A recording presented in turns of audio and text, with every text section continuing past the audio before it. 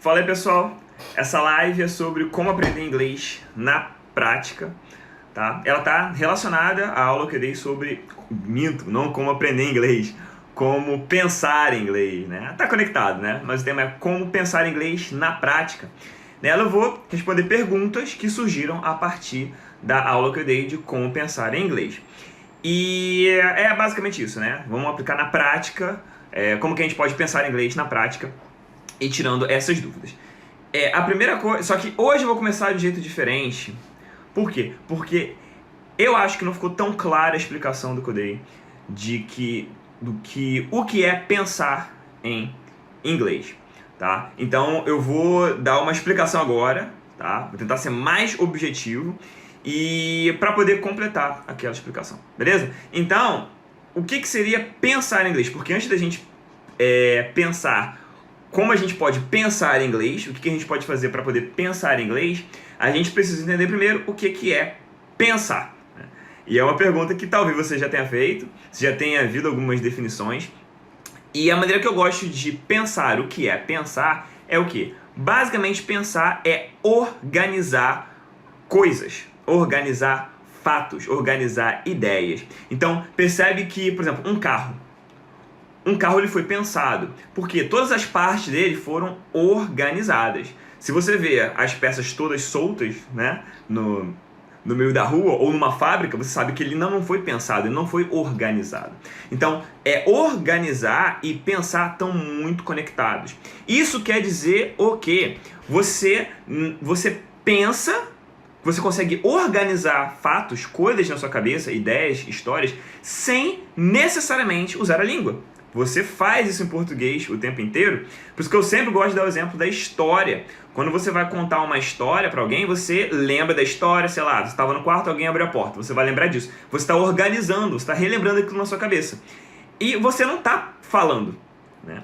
Agora, se você for contar para alguém isso, aí sim, você vai usar palavras para fazer a pessoa ver isso. E aí você vai organizar, né, usando as palavras em inglês ou em português, para fazer a pessoa ver aquela história, mas ela precisa de organização. Tá? Então, organizar e pensar estão muito conectados. Então, a gente pensa muito com imagens.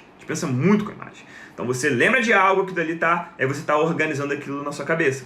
Então, pensar é organizar fatos, ideias. Quando você escreve uma redação, você está organizando ideias, né? Quando você, por exemplo, a mesa do seu quarto, do seu escritório, você sabe que ela foi pensada se você olha para a mesa e ela está mais ou menos organizada. Se está tudo bagunçado, não foi pensado aquilo. Então, basicamente isso. Então, pensar é isso, organizar fatos ou ideias. E como que e usar a língua? A gente usa a língua para ajudar a gente a fazer isso. Ou para você criar na cabeça das pessoas, tá? Você fala e aí você vai organizando. Aí as pessoas conseguem também organizar na cabeça delas e entenderem o que você falou por meio da língua, porque você falou, é um meio para isso, é um meio para você organizar na cabeça das pessoas aquilo que você falou. E segundo, também acontece algo muito legal, que quando você fala e você ouve você falando, né, você ouve as palavras, é mais fácil de você lembrar de outras coisas, porque você também está organizando para você. Então você ouve a palavra e você vai organizando. Não é à toa que quando você explica, você entende mais do que quando você não explica algo para alguém, né? Uma das maneiras mais eficientes de você, de fato, aprender algo é você estuda e depois explica para alguém por conta disso, porque requer organização. E organização é o que faz a gente, de fato, aprender. Então, beleza? Ó, pensar é uma coisa, usar a língua para isso é outra. E aí surgiu essa questão, como que eu penso em inglês? Então, basicamente, você pensa, né? Você tem lá você tem lá a situação na sua cabeça. E o que você vai fazer? Você vai usar o inglês para você organizar aquilo que você está pensando.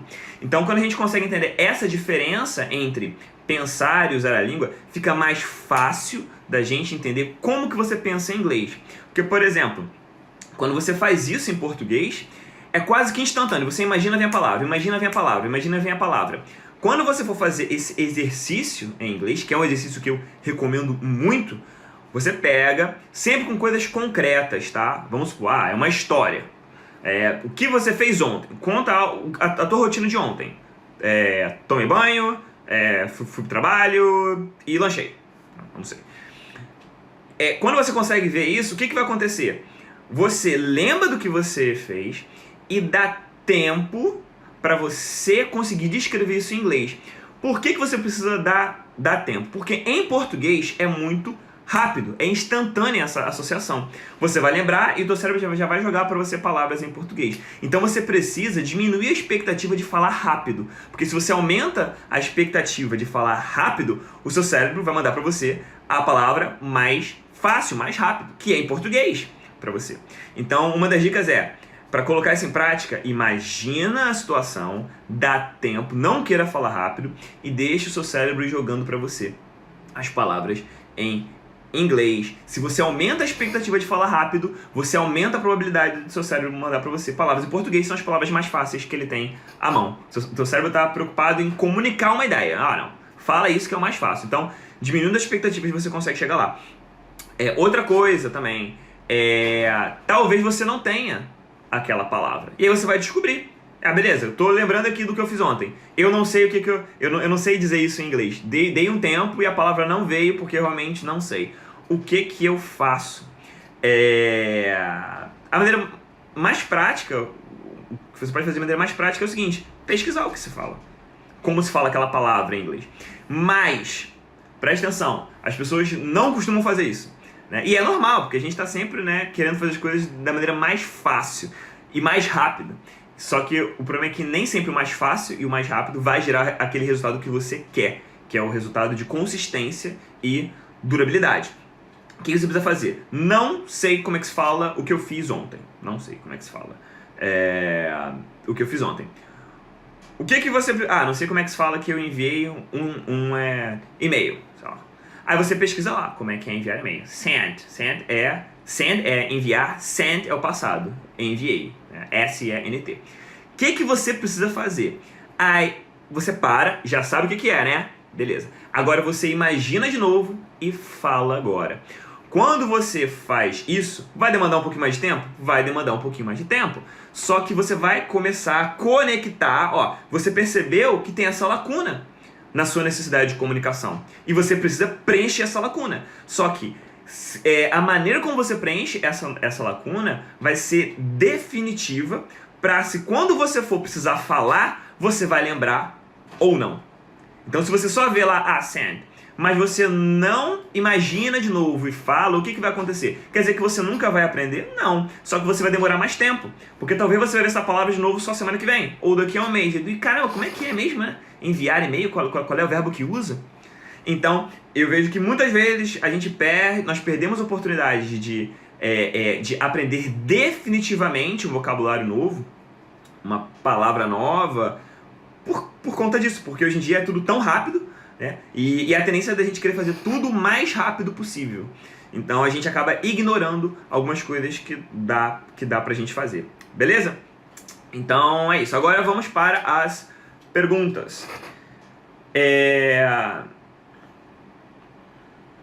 Então eu falei ontem, tá? Só dando uma contextualizada. Anteontem. Falei anteontem que é normal começar a vir palavras em português na sua cabeça. É normal. É a sua língua nativa. E a pergunta é a seguinte: como que eu faço para vir menos palavras em português à minha cabeça? Essa é uma pergunta bastante interessante. E a resposta é o seguinte: você não faz vir menos palavras em português à sua cabeça. Você faz vir mais palavras em inglês à sua cabeça. Então, quanto mais você conhece palavras em inglês, você consegue descrever as coisas que você faz, menos palavras em português vêm à sua cabeça. Então, o mecanismo não é de você barrar as palavras em português que acabam vindo de maneira natural. O mecanismo é de você aumentar as palavras em inglês que vêm na sua cabeça através do seu conhecimento de mundo, através, né, da orientação que eu dei aqui para você fazer, e automaticamente o seu cérebro vai começar a te jogar menos palavras em português. Porque é um princípio muito simples. Você só consegue colocar para fora, né? Só consegue falar aquilo que já entrou. Então, se você não teve acesso àquela palavra, aquele vocabulário, não quer dizer que você não consiga se comunicar, tá? Existem maneiras muito criativas que você consegue se comunicar. O que vai acontecer é que você vai precisar usar mais palavras para você poder transmitir a sua mensagem. Vamos supor que você esquece em português como se fala livro. Aí tu, caramba, aquele negócio que a gente lê, olha só, aquele negócio ou aquela coisa que a gente lê ou que a gente usa para poder estudar. Livro resume toda essa ideia. Então, não quer dizer que não seja possível você se comunicar quando você não tem a palavra, tá? Só que você vai dar mais voltas, você vai ter que descrever aquilo, quando que se você tivesse o vocabulário, você conseguiria se comunicar de maneira mais objetiva. E você vai passar por isso várias vezes.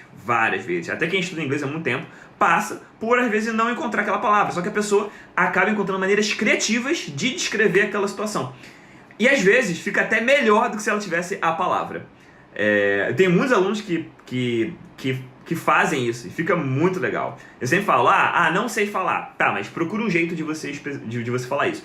Aí depois que a pessoa procura um jeito e me fala, tá, você também pode usar dessa forma. Porque isso também trabalha com a parte criativa, tá? Então, o que isso quer dizer? Mas, olha só que legal, quanto mais palavras você tem à sua disposição, quanto mais você lê, quanto mais você pratica, mais você tem possibilidades de criar, né? Quando você não tem outras palavras.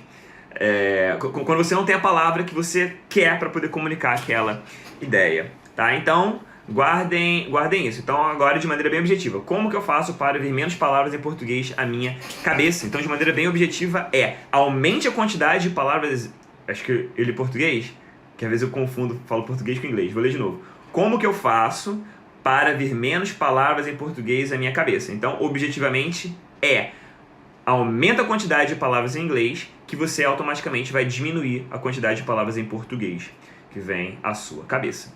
Beleza? Outra pergunta. Eu me pego falando muito palavra por palavra. Como que melhoro? Então, ontem eu falei que, ainda mais quando você está começando, né? A tendência é de você ir construindo palavra por palavra. Eu gosto de estudar. I like to study. Você vai construindo as sentenças. Tá? Eu também falei que também não confunda isso com pausa para pensar, que a gente pausa para pensar o tempo inteiro em português. Eu faço muito isso, às vezes eu estou falando e eu paro para poder organizar o pensamento. Então, pausar para pensar é diferente de você ir construindo, né, palavra por palavra. E às vezes acontece, em inglês mesmo, você tá falando e você ainda está construindo aquilo que você vai falar mais tarde, então é normal. Mas a pergunta é, como que eu faço para poder falar mais rápido? Eu não quero ficar falando palavra por palavra, eu quero falar mais grupos de palavras, né? Grupos mais próximos de sentenças. Então, uma maneira que você pode usar, tá? Uma das técnicas, né? Uma das orientações que eu dou é justamente essa que eu falei no começo da live. Imagina e fala. E por que imaginar e falar vai deixar isso mais rápido para você? Porque quando você imagina e fala, você não está conectando aquela imagem, tá, só a uma palavra. Você está conectando aquela imagem a um grupo de palavras. Então, se você fala que você trabalha aos sábados, I work on Saturdays. No começo você vai I work on Saturdays. E aí você imagina você trabalhando. Só que quando você criou essa frase e você conectou isso a uma imagem, o que vai acontecer? Você começa a falar mais grupos de palavras por consequência, porque você criou aquilo na sua cabeça, só que você não, embora você tenha às vezes no comecinho criado palavra por palavra, tudo aquilo você conectou a uma imagem, a uma situação. E com o tempo, a tendência é que você fale cada vez mais rápido. E eu já falei isso outras vezes, que com o tempo você acaba tendo que fazer menos esforço e acaba falando mais. Então você começa a falar grupo de palavras por conta disso, porque você vai lembrar da situação, da imagem e já vem o grupo de palavra na sua cabeça. porque você gravou, fez o exercício para isso. Outra coisa, e aí quando que você percebe quais são os sinais que constatam que você já está começando a chegar nesse nível de falar grupos de palavras ao invés de ficar construindo palavra por palavra na sentença? Dos sinais você consegue perceber tanto na leitura quanto no seu listening, quanto na sua compreensão auditiva, que é o seguinte: quando você começa a ter uma leitura mais rápida, quando você começa a ler grupos de palavras, ao invés de você ler palavra por palavra, isso quer dizer o quê? Quer dizer que seu cérebro está processando muito mais rápido. E se ele está processando muito mais rápido, na hora de você falar, a tendência é que você vai falar mais rápido. Você vai conseguir ler muito mais rápido. Então isso é um sinal. Então quando você começa a ler mais rápido, o teu cérebro já está processando mais rápido, então você vai falar mais rápido. E é por isso que eu sempre falo, tem problema eu ler textos mais difíceis, textos mais complexos, que estão muito acima do meu nível. Não é que tenha problema, não é que você não vá aprender com isso. Mas, por exemplo, se você é do nível mais básico e você lê textos mais básicos, o que vai acontecer? Você vai começar a ler esses textos mais básicos numa velocidade muito maior. Então você vai praticar isso. Quer dizer o quê? Quando você for falar, aqueles grupos de palavras vão vir à sua cabeça. Porque você está lendo esses grupos de palavras mais rápido. Então aquelas palavras mais comuns para o seu dia a dia, aquelas estruturas que estão mais próximas do seu nível, quando você for se comunicar, elas vão vir na sua cabeça. Porque você está praticando aquilo. Agora, se você for ler textos mais complexos, vai demandar mais tempo e não chega a ser tão eficiente. Então, é basicamente isso. Quando você fica mais próximo do seu nível, fica mais fácil de você absorver a informação e de você falar mais rápido por conta disso. Às vezes, a diferença está nesse detalhe. Às vezes, a pessoa está no nível mais baixo e ela quer ler textos muito complexos. Acaba lendo textos muito complexos. Não quer dizer que ela não vai aprender, mas se ela estivesse lendo textos mais fáceis, ela já estaria melhorando a velocidade de leitura dela e, por consequência, melhorando a velocidade da fala, da fluência. E o listening é a mesma coisa. Então, quando você começa a ouvir grupos de palavras, né, começa a ouvir sentenças ao invés de palavras soltas, quer dizer o quê? Quer dizer que seu cérebro está processando grupos de palavras e isso vai fazer com que você fale mais rápido. Tá? Porque você está conseguindo escanear, está conseguindo entender esses grupos de palavras. Então quer dizer o quê? Que a tendência delas virem mais rápido também é muito maior. Então esses são sinais que você começa a perceber quando você começa a ler mais rápido e começa a ouvir mais grupos de palavras ao invés de pegar uma palavrinha aqui e uma palavrinha ali quando você ouve o listening. E o mesmo conselho que eu dei para a leitura, eu dou para o listening também. Tá? Procure vídeos. Eu fiz um vídeo explicando como você escolhe o melhor vídeo para você. Uma aula explicando isso. Eu dei exemplo de filtros. Quais são as perguntas que você tem que fazer para encontrar o vídeo perfeito para você. Porque esse vídeo é o vídeo que tem o maior potencial para fazer você aprender mais rápido e com mais consistência, se ele atender a determinados critérios. Beleza? Agora vou para a próxima. Aí, né, a próxima pergunta. Eu preciso ler textos em inglês que estão muito acima do meu nível. Isso vai me atrapalhar? Na verdade, não vai, né? Conciliando com o que eu falei. Não vai te atrapalhar no sentido que vai falar, caramba, isso vai prejudicar o meu inglês. Se você precisa...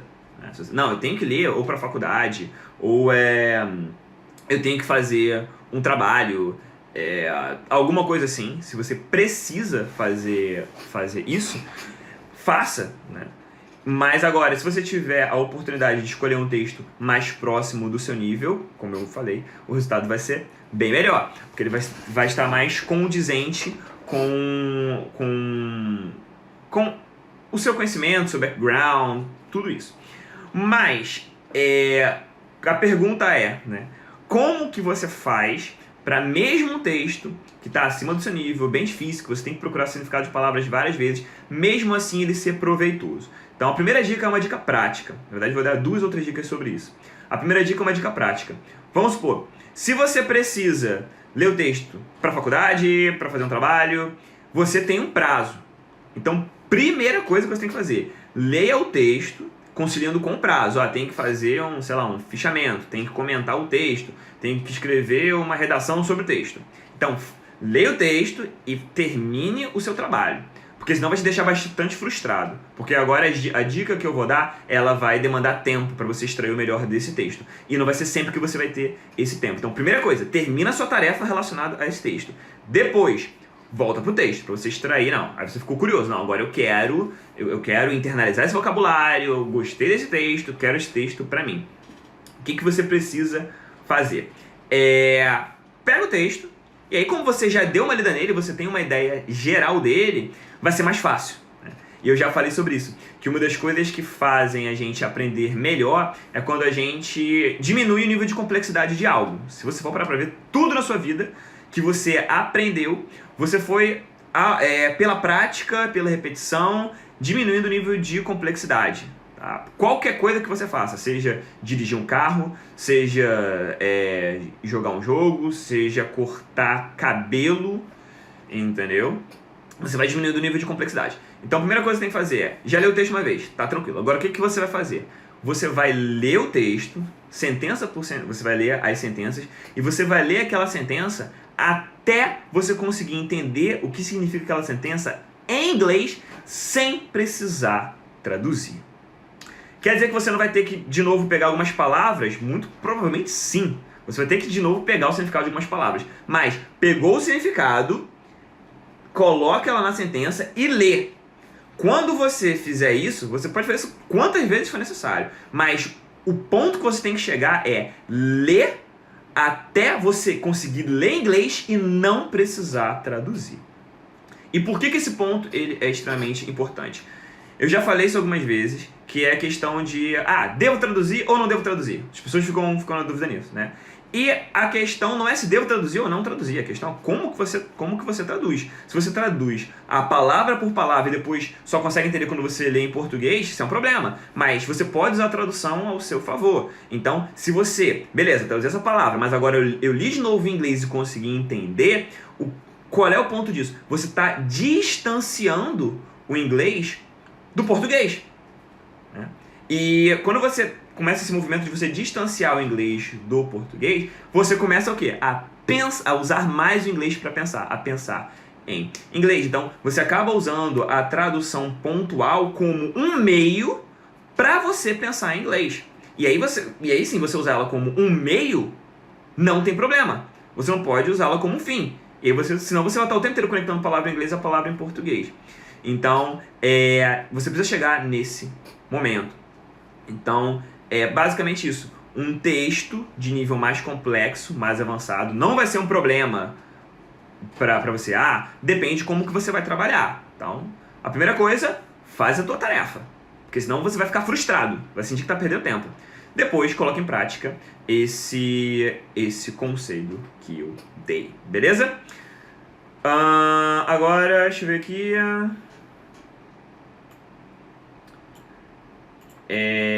Vai chegar uma hora que não vem mais palavras em português na minha cabeça? Que muita gente pensa, né? Será que vai chegar uma hora que não vem palavras em português à minha cabeça? Então, isso pode acontecer, mas é necessário alguns fatores. Então, vamos supor, vamos limitar. Percebe que vem palavras em português à sua cabeça toda vez que você não domina aquele vocabulário, aquela situação. Então, se você estiver dentro da... Eu vou até falar isso, né? Hoje em dia se fala tanto isso. Daquela sua zona de conhecimento, né? Dentro daquela sua zona de conhecimento, você não vai precisar traduzir. Então, eu tenho vários alunos que eu tenho certeza que se a gente for perguntar sobre atividades diárias, né? O que você fez, quais são os seus planos pro futuro, a pessoa não vai precisar traduzir, porque está dentro da zona de conhecimento dele. Mas dependendo do nível, se a gente for falar, eu sempre falo sobre política e economia, que são assuntos, né, que tendem a ser mais complexos, talvez a pessoa não tenha esse vocabulário. E aí o que vai acontecer? O cérebro dela, a tendência dele é de usar palavras em português, porque o objetivo do nosso cérebro, da nossa comunicação, nosso cérebro vai priorizar o quê? Cara, tu tem que se comunicar. Então é essa palavra que eu tenho, fala isso daí e vê no que dá. Então, quanto mais você está dentro da sua zona de conhecimento, menos palavras em português vem à sua cabeça, porque você tem mais palavras em inglês. É essa a ordem. Então, vai chegar uma hora que não vai vir mais palavras em português na minha cabeça? Depende da sua zona de conhecimento. Depende daquilo que você está falando. Depende se você domina aquele assunto. Tá? Então, o número de palavras de português vai diminuir, porque vai, na verdade, aumentar o seu número de palavras em inglês que você tem para poder representar aquilo, a sua ideia, tá? Ou a história que você está contando. Então, vai depender. Agora, vai chegar o momento que você vai esquecer as palavras em português? Não, se você mora no Brasil, se você fala português o tempo inteiro, você não vai esquecer. Tá? Existem casos de pessoas que aí se mudaram, sei lá, para os Estados Unidos, aí moram lá há anos, aí tem pouco contato com os parentes aqui, quase nunca fala, e demora para lembrar de algumas palavras em português. Isso é normal, né? Porque como a pessoa ela se distanciou muito, o cérebro dela vai começar a dar prioridade às palavras que ela mais ouve e as que são mais necessárias para a comunicação dela dentro daquele ambiente. Então ela vai começar a esquecer de algumas palavras que ela não usa com tanta frequência. Então, dentro dessas condições, né, aí sim você vai começar a esquecer as palavras em português. Tá? Mas são necessários, porque quando a gente fala isso, nós precisamos delimitar o ambiente que a gente está falando. Tá? Porque senão fica algo muito vago. Tá? Então, dentro dessas condições, isso acontece. Dentro dessas outras, isso não acontece. Basicamente assim que a gente consegue delimitar. Beleza? E a última pergunta: como que eu me livro do vício de traduzir?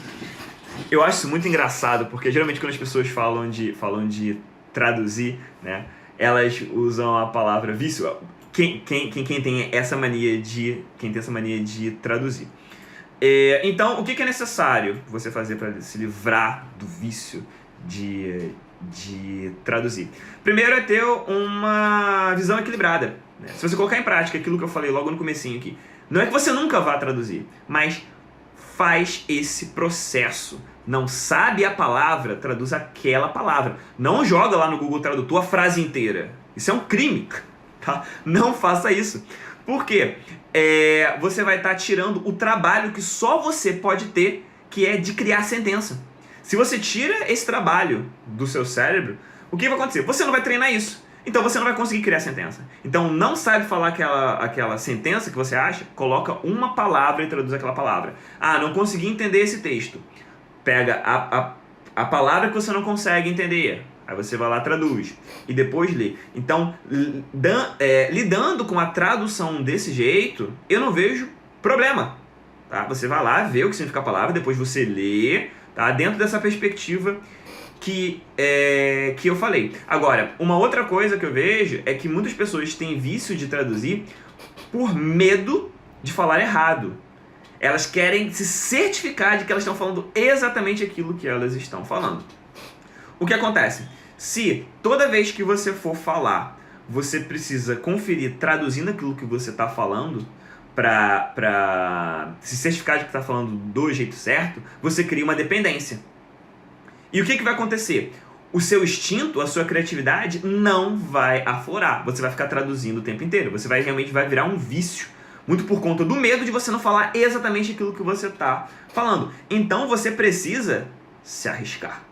Basicamente isso. Porque quando você fala assim, não, beleza, pode ser que eu erre, mas tudo bem. Quando você fala e acerta, você começa a mandar uma mensagem pro seu cérebro: cara, olha só que legal, eu acertei. Mas também tem uma perspectiva equilibrada. Você não vai acertar sempre. Então não é porque você errou uma vez que todas as outras você vai errar e que você tem que voltar a ficar traduzindo tudo. Então eu vejo que acontece muito isso. A pessoa quer certificar que está falando exatamente certo. E se você não se arrisca para falar, você não entra naquele mecanismo de, não, beleza, poxa, que legal, eu acertei. Quando você acerta, teu cérebro, cara, eu vou mandar mais, porque eu tô conseguindo, né? Eu tô conseguindo falar do jeito certo, tô conseguindo me comunicar. E aí muitas vezes a pessoa entra nessa. Aí ela erra uma vez, aí ela volta a traduzir de novo, por conta do medo. Então não, tem uma perspectiva equilibrada. Você pode errar, e você vai errar. Só que você vai aumentando, você só vai aumentar a quantidade de acertos né? Na verdade, você só vai diminuir a quantidade de erros quando você entra nesse processo. Porque é um processo, você vai errar, depois você vai acertar, aí depois erra, depois acerta cada vez mais. E quando você erra, você aprende e coloca em prática e acerta na próxima. Aí você, com o tempo, você vai diminuindo a incidência de erro. É aquela mesma lógica, né? Você não diminui a incidência de erro, você aumenta a incidência de acerto e automaticamente você diminui a incidência de erro. Beleza? Espero que tenha ficado claro. Tá bom, gente? Então é isso, espero que vocês tenham gostado, tá? Tirado dúvida aí de vocês. Espero que vocês peguem alguma coisa aqui que a gente conversou aqui para colocar em prática. E se colocar em prática, com certeza você vai começar a ver resultado. Mas lembra, o resultado para você ver não é você colocar em prática um dia e nem 2, tá? É a constância. É só a constância que vai gerar resultado. Então, 1 semana, 2 semanas e não para. Não deixa parar. Muitas pessoas começam e depois param, mas resultado, tá, de consistência você só vê com constância, não há como. Então, é isso. Espero que vocês tenham gostado e nos vemos na nossa próxima live, terça-feira, 12:30. Ok? Bye bye, guys. See you.